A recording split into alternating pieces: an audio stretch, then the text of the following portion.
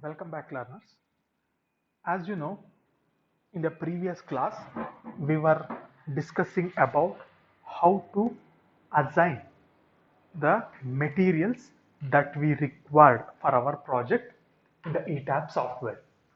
So if I want to briefly overview the yesterday's video, what we have done, we have considered the two materials because we are doing the reinforced cement concrete design here. So therefore we need, okay, so we need the two types of material. So what are those two types of material? The two types of materials that we need, okay, the two types of materials that we need here are the rebar as well as the concrete.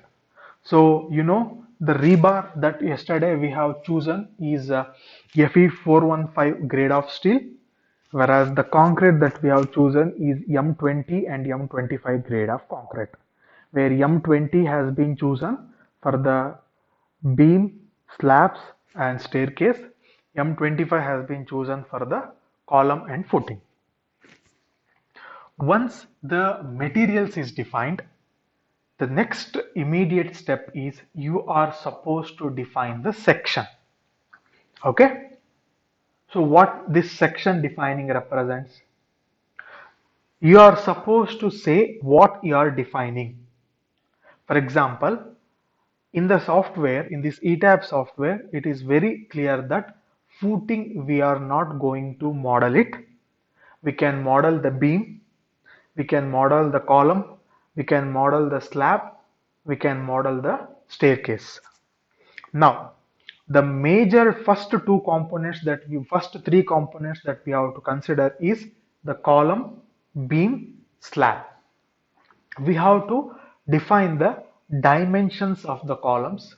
We have to define the dimensions of the beams. We have to define the dimensions of the slabs. Okay. So first in the software, I'll explain you how to define the given, how to define any particular section. Then I'll explain you logically what is the practical concept which is present behind the selection of the section, that is dimensions of the beams, columns, slabs. Okay, there is some practical approach that you have to keep it in mind before you select the dimension of beam, column, slab. So before that, I'll just explain you how to define it. Right. So as previous video, we are going for the define again, where if I click on the define, yesterday we have completed defining the material property. Today we will see the section properties. Now, when I bring my cursor to the section property, again you have these many options here. So let us see what is this one by one. So first is frame sections. If I want to define any beam, if I want to define any column, then I have to choose frame section. Again, I'm repeating. If I want to define any particular beam, okay, it may be one beam or any n number of beams. Or if I want to define any particular column, okay, that is one column or n number of columns of the same dimension or the different dimension. If I want to define the beam, if I want to define the column, then I have to choose frame sections. First I'll explain everything, then let us do for one by one. Okay, so now in our problem we are supposed to define the beam, we are supposed to define the column. Therefore we have to use the frame sections. How to use that I'll explain in the next, that is after explaining all these properties I'll again show you one by one. That is frame section. Then next you have tendon section. I already told you, if you are defining, okay, if you are defining any bridges, okay, if you are modeling any bridges, that is cable bridges, okay, what we call it as the suspension bridges in our day-to-day life. So what we call that as the cable stayed bridges. So there we are going to use the tendons. Okay, we are going to use the tendons. So if you want to define any particular tendons like that, okay, if you want to define any particular tendons like that, then you are supposed to, okay, then you are supposed to choose the tendon section. Okay, you are supposed to choose the tendon section.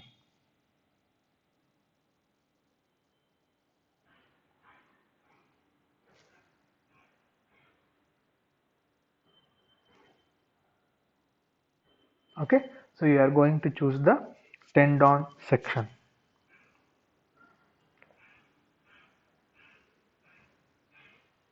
right? Yes. So then the next that you can have here is after the tendon section, next you have is the slab sections. It means whenever you are defining the slabs, okay, even in our project also we need the slab. So whenever you want to define the slab, okay, whenever you want to define the slab, so there again we are supposed to use the slab section. If you want to define the slab for a given building, then we are supposed to select the slab sections. Okay, we are supposed to select the slab section. The next you may have is the deck section. What is this deck section? When it comes to the modeling and design of the bridges, on the bridges where the vehicle move, we won't call them as slab, we call them as deck. Okay, there is a difference between the slab and the deck. So if you want to define the deck sections for the given bridges, then we cannot able to define with the help of slab, so we have to go for the deck. So that time we will go for the deck section, right? Then next you have is the wall sections. Okay, next you have is the wall section. So wall section will be used when you want to represent the wall of any buildings. Okay, so these are the major 5 sections that we are going to use for your undergraduate level. So when you go for the higher levels, we are going to use the link or support property. Okay, so especially when you have the structures in the earthquake zone areas, in order to protect the structures from the earthquake, we are using a concept called base isolation. In order to define the base isolators, we go for this, or we go for this, or we go for the panel zone. But to your level, so understanding the frame section, tendon section, slab section, deck section, wall section is more than sufficient. Okay, I'll just brief you. If I want to define any beams or any columns, I'll choose frame section. If I want to define any tendons for the bridges or for any other structures, I'll go for the tendon section. If I want to define the slabs, then I'll choose the slab section. If I want to define the deck for the bridges, then I'll go for the deck section. If I want to define the wall for the building, I'll go for the wall section. Now first I'll explain you how to define the frame section. Then once you understand how to define, then I'll explain you for our project or for any other project, first how you are supposed to choose the dimension, what we call it as preliminary dimension. Okay, we are supposed to finalize the preliminary dimensions of the beams and columns. Once the preliminary dimensions are defined, we are supposed to define in the software. After defining them in the software, we have to assign and we have to model it. Then after that, we have to analyze it. So if the dimensions, preliminary dimensions, what we have considered, if they are safe, then you can continue. If they are unsafe, you are again supposed to change it till the members get pass. That you will understand when we go for the further steps. So first, let us take the frame section. I'll click on frame section. So when I click on the frame section like this, as usual, as I explained in my previous class, when I define the material also, you have an option to define the new material. That is what we have, add a new property. If you want to define new material which is not at all existing here, then you will go for the add new property. If you want to make the copy of any particular material, then you go to copy of the property. Once it is defined, if you want to modify anything, then you can go to the modify or show property. Then once everything is done, if you want to delete, you can go for the delete property. Okay. Now, first you have filter properties list. It will ask you, do you want all the things to be present here, or you can, if you want to restrict to a particular filters. Okay, it is nothing but application of filters. You can see here. If I choose all, then all the types of sections will be available, whichever is there in the software. If you want only the steel flange sections, okay, then you can choose only this one. If you want channel section, steel channel section, you can choose only this. If you want steel T section, you can choose only this. And if you want steel angle section, you can choose only this. Then if you want steel double angle, you can choose this. Then steel double channel. Then if you want steel tube, you can choose. Then steel pipe. Okay, then if you have filled steel pipe, that is the steel which is filled, which is hollow in nature, and inside that it will be filled with the concrete or any other material, then you call it as filled steel tube. Then filled steel pipe, that is also there. Then cover plates, then joist section, then steel plates, then steel rod. So all this represents about steel. Then if you have concrete, in concrete, if you want only rectangular section, you can choose only rectangular. If you want only circle, only circle.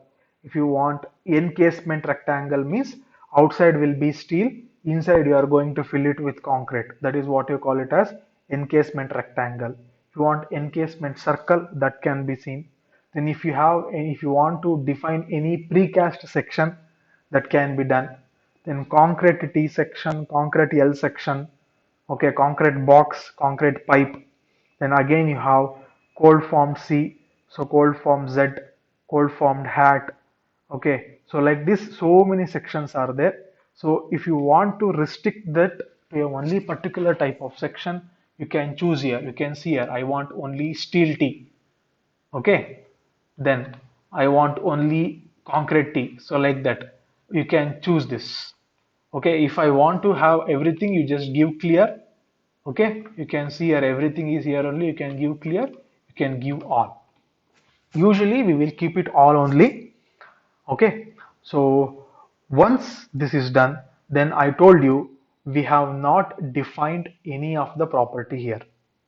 And here I am doing the RCC design. Therefore, I am supposed to have one beam and I am supposed to have column, beam and column. Right? Now in this video, I'll just explain you how to define one particular beam, how to define one particular frame. But that is not useful for our project. I am explaining that just to understand, make you understand how you are supposed to define that in the software. In the next video, as per our project, that is according to our this residential building, what we have chosen, according to that, we will finalize the preliminary dimensions of the beam, preliminary dimensions of the columns, then we will define them and then we will start modeling. But in this video, I'll just explain you how to just define it. Okay, so therefore according to that, I don't have any material. I'm going to choose add new property. When I click on add new property, the first that it will ask you what type of shape you want to choose. Either you can choose here only. Okay, it will ask you what type of that. If you are choosing the concrete, you can have these shapes. If you are using the steel, you can have this. If you want any special dimension, you can go for this. If you are going for composite, you can go. Or else even you have an option to change here also. Okay, concrete rectangle, circle, or anything can be seen here. Okay, you can choose steel T like that, anything. Now I'm going for the concrete rectangular circle. I'm choosing this. I'll choose like this. Okay, so once I click on that, then it will take some time to load and it will give you one box like this. You can see this is my box. Now Similar to your defining the material, you are supposed to define your section. Now I told you I am defining one simple beam. Let us consider that I am defining one simple beam. And just in order to understand how to define, let us assume that my dimensions of the beams are 230 into 500 mm. Okay, that is 230 is the width of my beam, 500 is the depth of my beam. Okay, 230 is the width of my beam, 500 is the depth of my beam, right? So therefore, when it is decided, the first option that you have is property name. Okay, so in the property name, you can define the name whatever you want to give. For example, I told you, for the sake of understanding, I am taking a beam of 230 mm width, 500 mm depth. So let us write this beam of 230 into 500. This is the name that I have given for that. Okay, this is the name I have given for that. So that is the property name. Beam 230 into 500. So 230 is the width, 500 is the depth. Now, I told you yesterday we have defined the materials, and I told you the material that we are going to use for the beam, for the slab, for the staircase are same, and the grade of concrete that we have used them is M20. Now I have to say that the given section whatever I am defining, it is made up of concrete, RCC, that is rebar, and it is made up of concrete. So now first I have to choose the material. When I click on that, you can see that these are the three materials that we have defined. Now since I am defining the beam, I have to choose M20. If I am doing the column, then I have to choose M25. Since I am doing the beam, choosing M20. That is my grade. Okay. Yes, then NAS notational size data, no need to change, it will be there as it is. Okay, it is just the representation by the software. Then color, this will be showed by this color. If you want to put any notes, you can put, as I told, this beam dimension. Okay, it is used for the beam, then slab, then footing, sorry, beam, slab and staircase, like that. If you want to add any notes, you can add it here. Okay, then after that you have an option to change again the section here. You can change it, but I'm going for rectangle only, therefore I'm choosing the rectangle. Once this is done, I have to give the breadth and depth. Once this is done, I have to define the breadth and depth. So as I already told, what is my width? My width is, okay, it is 230 mm. Okay, 230 mm is the width. Okay, that means I need now the dimensions in inches, right? Because you know we have kept everything in the feet inches, so therefore I need the dimensions in inches. So therefore, what will be that?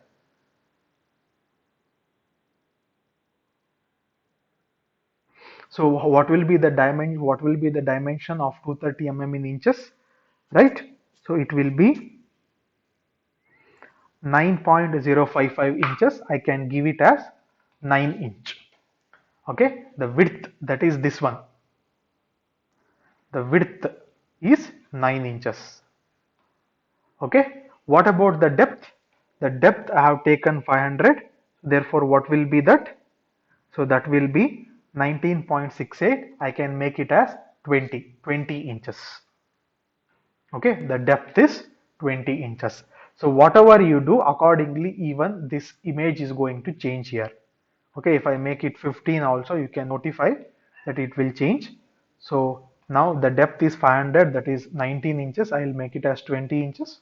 So it will be there like this, right? So now again I'll explain what I have done. First is the property name. I have given the beam. Okay, if you want, you can keep it in inches only. that is 9 into 20. Then I have chosen the material. The material for the beam I have chosen M20. Then this all as it is. The section I kept concrete. So width and depth I have given in inches.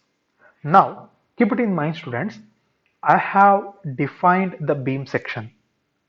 But when I have defined the beam section, I have defined only the dimensions of the beam, and I have defined only the material of the beam. But when I say material of the beam, I have defined only the concrete, but I have not defined what type of reinforcement should I require inside my beam. That in the initial step we are not going to do. Once this is done, once analysis is done, once we conclude that whatever the dimension I have taken, whatever the material grade of concrete I have taken, if they are safe, then only I can define what type of reinforcement I have to use in the given beam. Initially itself, we are not going to define, okay, this number of bars I am going to use of this much diameter. No, that will be done in the second process of analysis and design. In the first process, we will just define the dimensions of the beams and columns or slabs or everything. Then we will just define the type of the material, that is grade of concrete. What is the reinforcement diameter we have used, how much we have used. So everything will come in the next step. Therefore, you can see here this is all the left part will give you about the dimensions of the members and the materials, whereas this right part will give you about the reinforcement detail that we will see later. You can see here modify or show rebars. Modify or show rebars. Everything is related to reinforcement which is present inside. So that I'll explain you once the preliminary dimensions are finalized. So this is about preliminary dimensions of the beam. Once everything is ready, give OK. You can see that my beam is defined. Similarly, I want to define the column. So therefore, again I have to give add new property. That again column will also I'm choosing of rectangular section. I'll choose like this. If I want circle, you can choose circle. So now I'll give the name column of 20 into 20 inches. Okay, column of 20 into 20 inches. And again I have to choose the material. I told you the column is made up of M25 grade, therefore I am choosing M25. Then everything will remain same. So here I have to make it width also 20, depth also 20. Okay, width also 20, depth also 20. Now this is a column. You give OK. As I already told, this is about of reinforcement that we will see the later. So once this is done, you give OK.